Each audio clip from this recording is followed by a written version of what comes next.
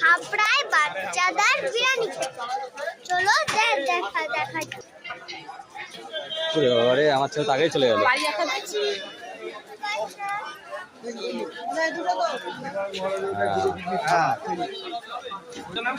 বলো নাম বলো। আয়ুষ পাল।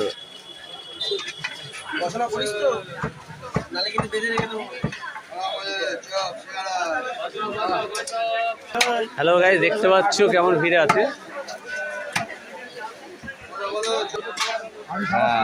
চলে এসছে আমার ঠাপ্পা বাচ্চাদের বিরিয়ানি খেতে হাবড়া।